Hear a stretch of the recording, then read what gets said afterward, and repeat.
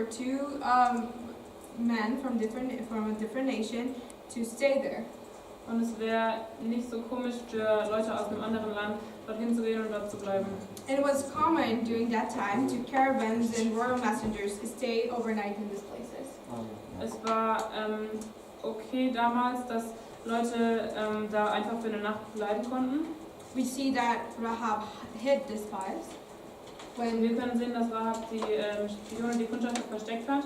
when the people of the land of Jericho knew that the spies were there. Zu der Zeit, als die Leute wussten, dass die Spione da waren. So she hid them and she lied to the officials. Also sie hat sie versteckt bei sich zu Hause und hat die Beamten angelogen. And many people have problems with Rahab's lie. Und viele Leute haben Probleme damit, dass Rahab lügt. But it's important to us to understand that, yes, she recognized Yahweh as sovereign and as God over all. Aber es ist wichtig zu sehen, dass sie Yahweh als den Höchsten, den Souveränen anerkennt. But up to this time, she was part of a different culture. Aber bis zu der Zeit war sie Teil einer anderen She Kultur. didn't follow the moral code of the Israelites, obviously. Sie hat nicht den moralischen Standard der Israeliten, da ist sie nicht rangekommen. And we see that later on that here is her process of conversion, if you can say that. Und später verstehen wir, dass sie sich zu der Zeit, wo wir das lesen können, bekehrt. So, So since she was not under the covenant law, und da sie nicht unter dem Gesetz des Bundes steht mit Gott, we don't see that she was judged as such. Daher können wir auch sehen, dass sie nicht so gerichtet wurde. Yeah. Maybe she was, maybe she not, but I believe that God in His sovereign forbearance, He passed over this sin because to accomplish His plans of salvation. Also es kann sein, dass sie gerichtet wurde oder nicht, aber ich glaube, dass Gott souverän über dem steht und er einfach wollte, dass sie in seinem Plan ihre Aufgabe tut.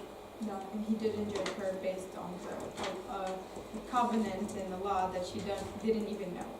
Und er hat sie nicht gerichtet in Bezug auf den Bund und die Gesetze, die sie nicht mehr kannte. So yeah, so the spies promised her that when they come to Jericho, they will not attack her house. Die Kundschafter haben ihr versprochen, dass wenn sie nach Jericho kommen, nicht ihr Haus angreifen werden. But under 3 specific conditions. Und da gab es aber 3 Bedingungen dafür. She had to she had to make her home known to the Israelites when they come into Jericho. Also sie musste den Israeliten das Haus zeigen, in dem sie wohnt. Tying this red cord that the spies went out of the wall with.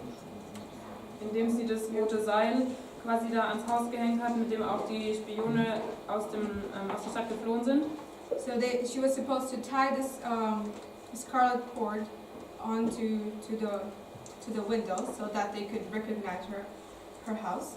Sie sollte also dieses Seil an ihren Fenstern aufhängen, dass die Israeliten ihr Haus erkannt hätten.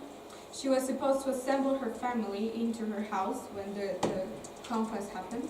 Sie musste ihre Familie ins Haus nehmen, als die Eroberung passiert ist. And she was supposed to keep the mission secret. Und sie sollte diesen Plan geheim halten.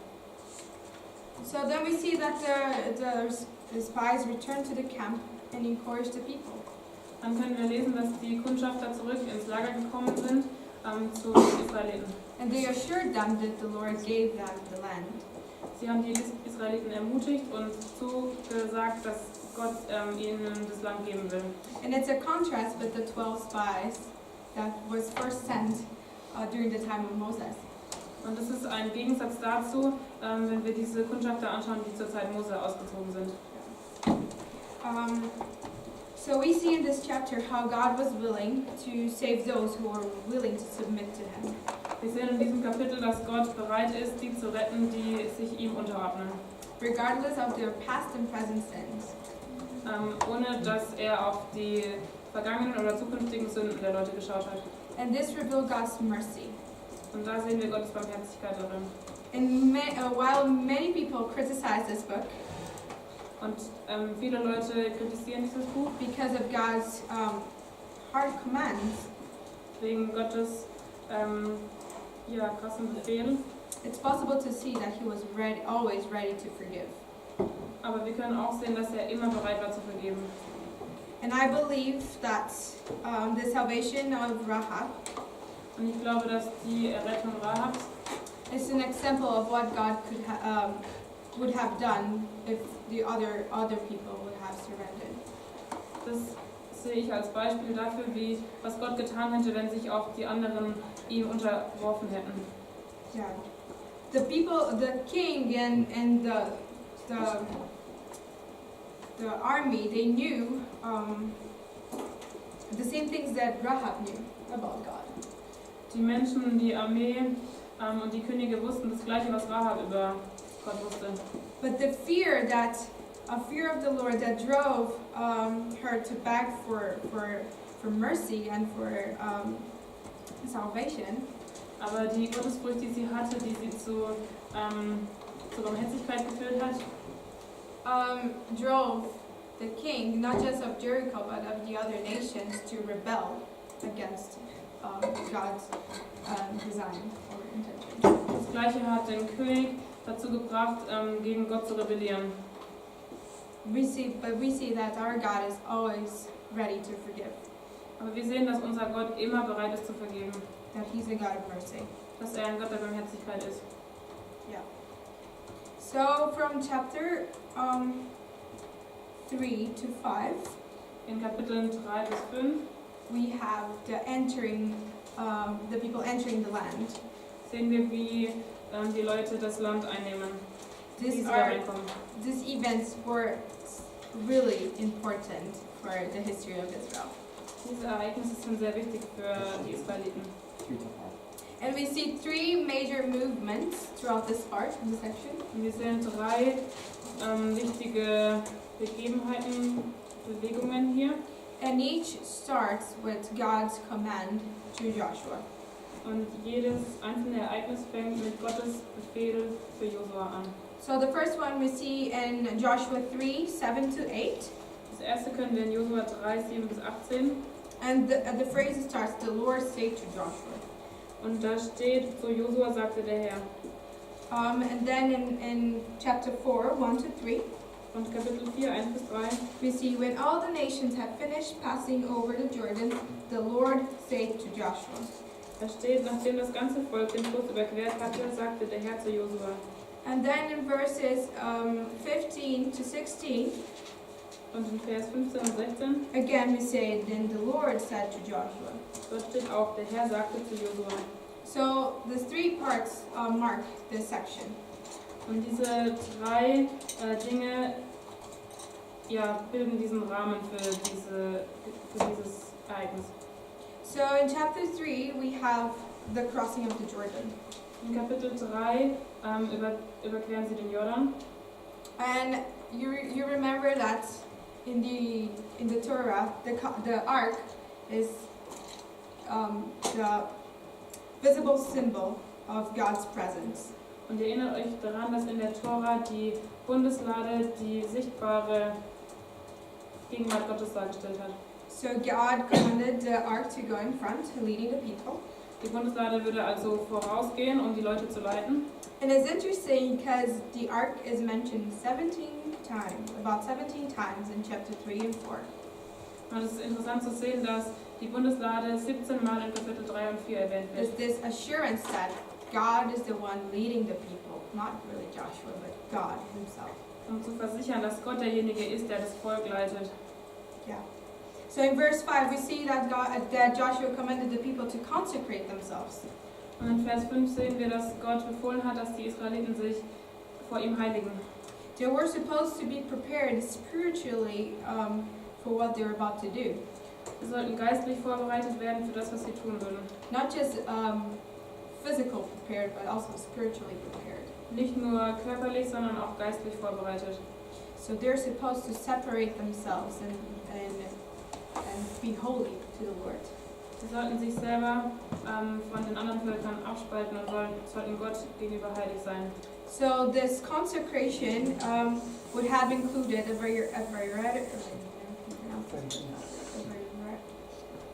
many rituals of washing. Sorry, I cannot pronounce it. Also sie mussten viele Rituale durchführen und sich waschen. And preparation against the contamination that they will face on the land of Canaan. Und sie mussten sich vorbereiten für die Verunreinigung, die sie im Land Kanaan erhalten würden. We see that Canaan was morally corrupt. Denn wir können jetzt sehen, dass Kanaan moralisch unmoralisch war. So they're supposed to be prepared spiritually for what they're supposed to face. Und deshalb mussten sie darauf vorbereitet werden, was auf sie zukommen wird. So from verse 7 to 13, we see that's the same way that the Lord parted the Red Sea. He also opened the way for this generation. In den Versen 7 bis 13 können wir sehen, wie Gott das Meer gespalten hat, dass sie durchgehen können und jetzt auch hier am Wirken ist.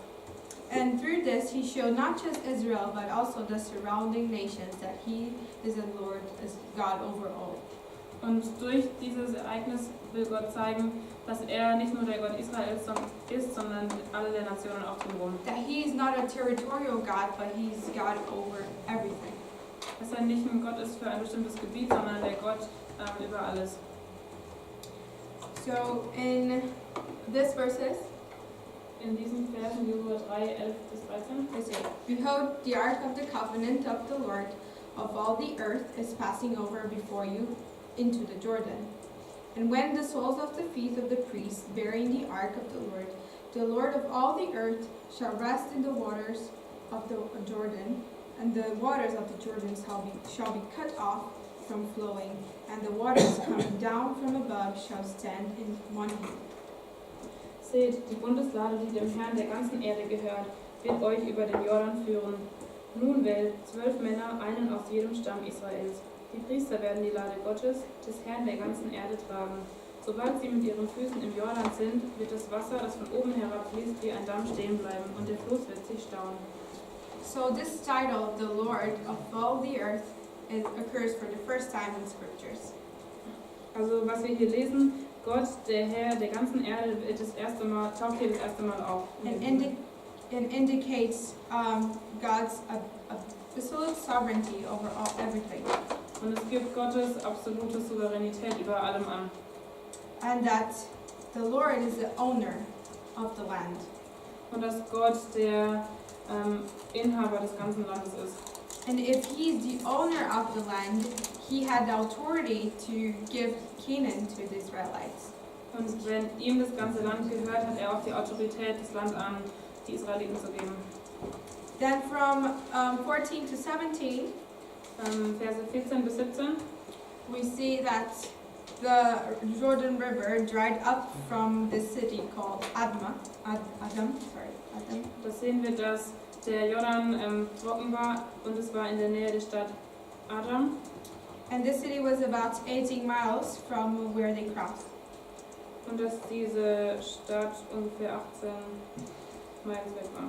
The supposed place where they crossed. Yeah. And so there was space for everyone to cross. Also es gab genug Platz für alle, dass sie durch den Jordan ziehen konnten. And understand that crossing the Jordan was a major point in Israel's history. Und wir müssen wissen, dass den Jordan überqueren eines der wichtigen Events war zur Zeit Israels. And also for their faith. Auch für den Glauben der Israeliten.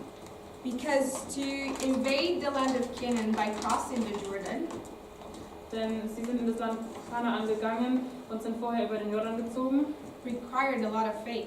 Und das hat sehr viel Glauben von ihnen gebraucht. Because once they crossed, they could not turn back. Denn da, wo sie durch den Jordan gegangen sind, da konnten sie nicht mehr zurückziehen. Once they crossed, they were supposed to face the enemy. Da, wo sie den Jordan überquert hatten, mussten sie dem Feind in die Augen schauen. And these enemies, they had a great army, Und diese Feinde haben eine großartige Armee. chariots of iron, Die haben Streitwagen aus Eisen and walled cities. und befestigte Städte. So it's a call to trust that God is the one that is leading them to. Und es ist ein Aufruf dazu, dem Gott zu vertrauen, der sie leitet. And we see that the entire nation, I think for the first time, together they took the step of faith. Und wir sehen, dass das ganze Land gemeinsam diesen Schritt des Glaubens geht. In complete commitment to God. In vollständiger Hingabe Gott gegenüber. And in chapter 4, Kapitel 4, we have the memorial stones. da gibt es die Erinnerungssteine. And the main point here is the removal of these stones from the river bed. Und der Hauptpunkt ist, wie diese Steine aus dem Flussbett des Jordan genommen werden. It's just so amazing the fact that they took the stones from where the river flows. Es ist so interessant zu sehen, dass sie diese Steine genommen haben von der Stelle, wo eigentlich der Fluss fließt. Over and over I read this passage and never clicked. Ich habe immer und immer wieder diese Stelle gelesen, aber es hat nie Klick gemacht bei mir. This will be a sign for everyone that, hey, this actually happened. Aber das ist ein Zeichen für alle, dass es wirklich passiert ist. The water passed here, but everything dried and we were able to remove the stones. Das Wasser fließt normalerweise hier, aber wir konnten am trockenen Fuß da durchziehen und es ist wirklich passiert. So this was a great sign for Israel and for the nations. Das war ein großartiges Zeichen für Israel und die anderen Nationen And also for the future generations. und auch für die zukünftigen Generationen. That God stopped the flow of the river so his people could go and conquer the land. Dass Gott den Jordan gestaut hat, sodass sein Volk hindurchziehen konnte. And we see in the ancient history Und wir sehen in der antiken Geschichte, that piling up stones was a common practice. dass es eine allgemeine Sache war, Steine aufeinander aufzusetzen. They were used to preserve a memory of an important event. Denn sie sollten an ein wichtiges Ereignis erinnern. And I have a friend from India, Und ich habe einen Freund aus Indien and he told me that is a common practice still today among the Buddhists. und er hat mir gesagt, dass es auch immer noch was Normales ist heutzutage bei den Buddhisten. He studied religion, Er hat Religion studiert so yeah, he tried to explain me a little bit of why the Buddhists still do that. und er hat mir erklärt, warum die Buddhisten das heute immer noch machen. So they pile up stones to mark their important encounter with God. Sie legen Steine aufeinander, um eine wichtige Begegnung mit Gott darzustellen, To mark a special moment, einen besonderen Moment and also as a symbol of their prayers reaching out to heaven. und auch als Anzeichen dafür, dass ihre Gebete den Himmel erreicht haben. So it's still a practice that we can see today. Also es wird heute immer noch vollzogen. We see the Hebrews also doing that since Genesis. Wir sehen, wie die Hebräer das schon von 1. Mose angetan haben. So yeah, in this case they had 2 piles of 12 stones. Also die hatten zweimal 12 Steine. One was set in Gilgal, Einer wurde in Gilgal aufgestellt and one in the river, the Jordan River bed. und einer im Flussbett des Jordan. So the stones inside the river Die Steine im Wasser was symbolizing the miracle of God opening, enabling the people to cross the Jordan. Die sollten das Wunder darstellen, wie Gott es seinem Volk ermöglicht hat, durch den Jordan zu ziehen. And the ones in Gilgal was a reminder that the Lord is the one that led the people of Israel to conquer the land. Und der Steinhaufen in Gilgal sollte daran erinnern, dass Gott derjenige war, der sein Volk durch den Jordan gebracht hat. And this was really important. It was the fulfillment of the promise that God did to their forefathers. Und es war sehr wichtig, dass es die Erfüllung des Versprechens ist, was Gott schon den Generationen davor gegeben hat. They were waiting for this moment for ages. Sie haben für eine lange Zeit darauf gewartet, dass das passieren wird. And here they were, they crossed and they were ready to conquer the land. Und da sind sie jetzt bereit, den Jordan zu überqueren und das Land einzunehmen. And in verse 19, chapter 4, verse 19, In Kapitel 4, Vers 19, we see that They came out of the Jordan on the 10th day of the first month. Das Volk überquerte den Jordan am 10. Tag des ersten Monats.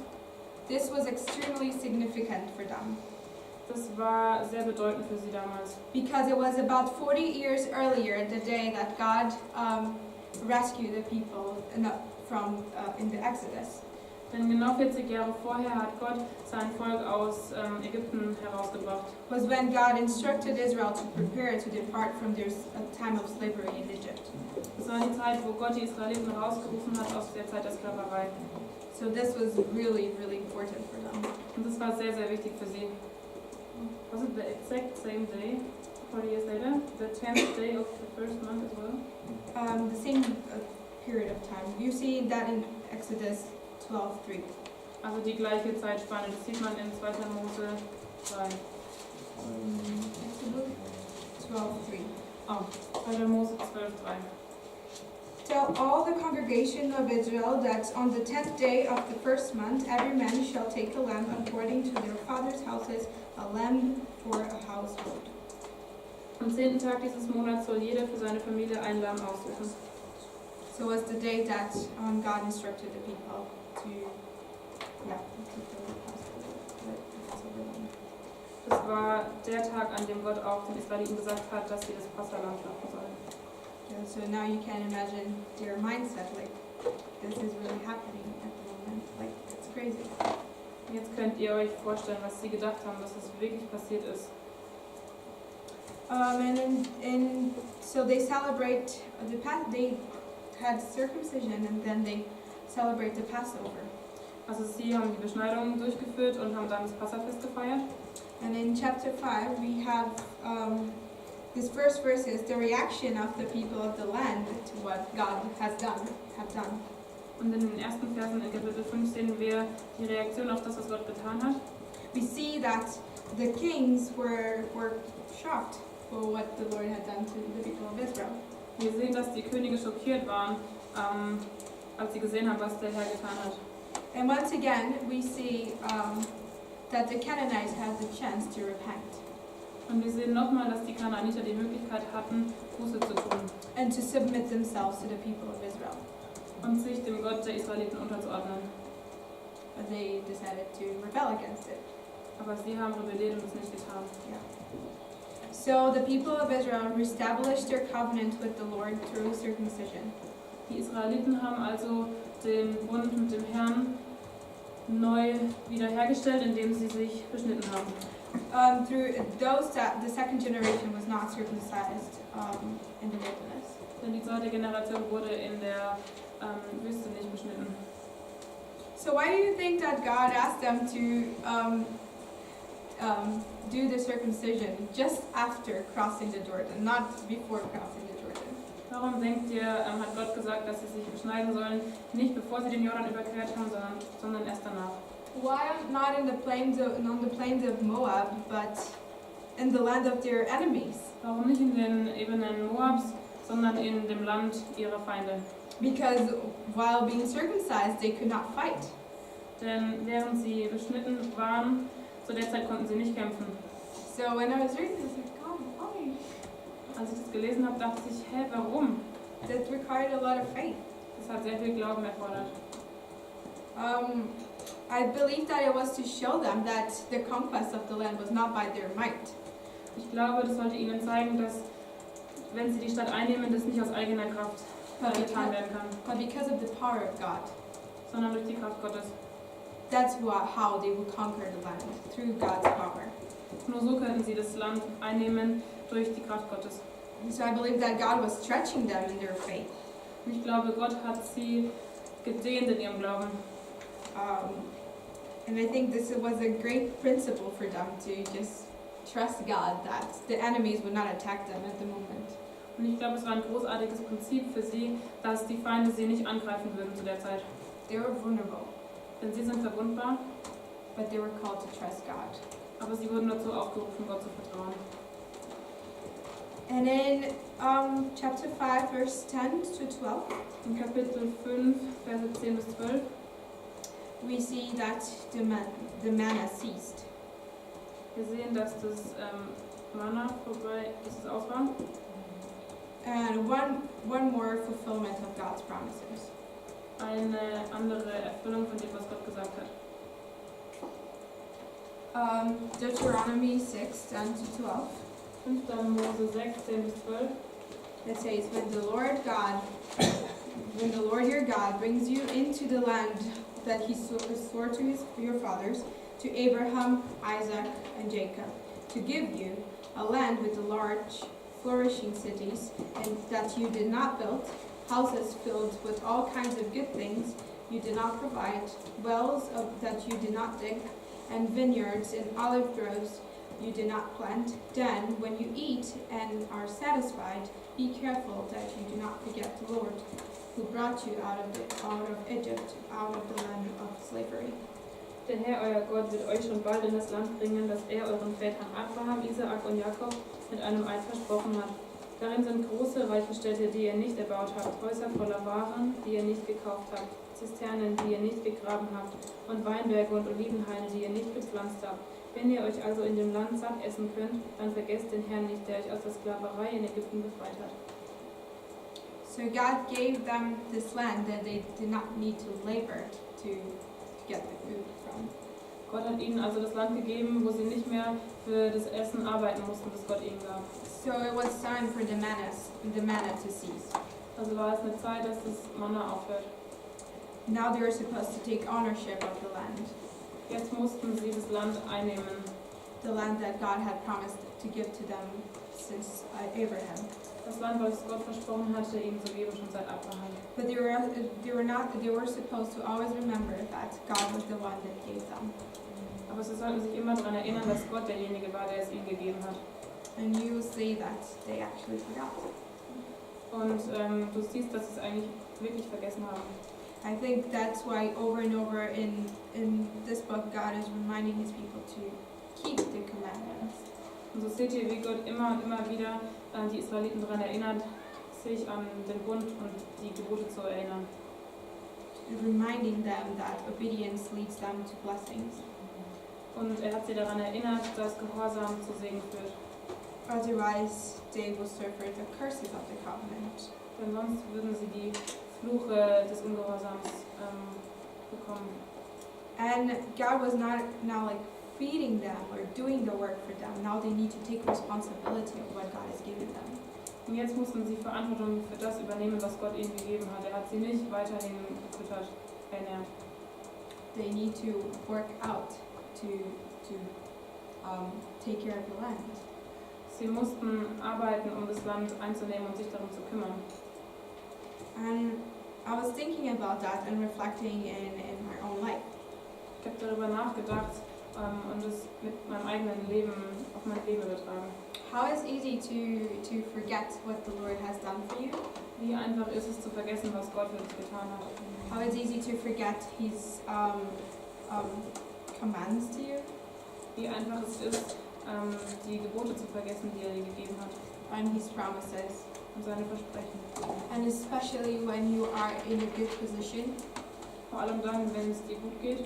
How it's easy to think that it was you that, but through your might and through your own strength, that enable you to have what you have. Sodass du denkst, dass es durch deine eigene Kraft und Stärke ist, dass du an den Platz gekommen bist, wo du gerade bist. How we are easy to forget that without God our life would be a complete mess. Wie einfach ist es zu vergessen, dass ohne Gott unser Leben totales Chaos wäre. The book of Joshua is amazing because it tells us about the generation that obeyed God. Das Buch Josua ist wunderbar zu sehen, wie ein Volk Gott gehorcht hat. That actually remembered and remained faithful, even faithful in their own humanity, like in their own weaknesses. Wo sie daran erinnert werden, dass sie Gott treu bleiben mussten und ihm gehorchen. But you will see how the next generation was so quick to forget. Aber ihr werdet sehen, wie schon die nächste Generation schnell vergessen hat, was Gott gesagt hat. And this is, I cannot speak for everyone, but I can see that in my life. Und ich kann jetzt nicht für jeden sprechen, aber ich sehe das in meinem Leben so. Like, especially being in YWAM, how I can forget that the Lord is the one that called me to do what I'm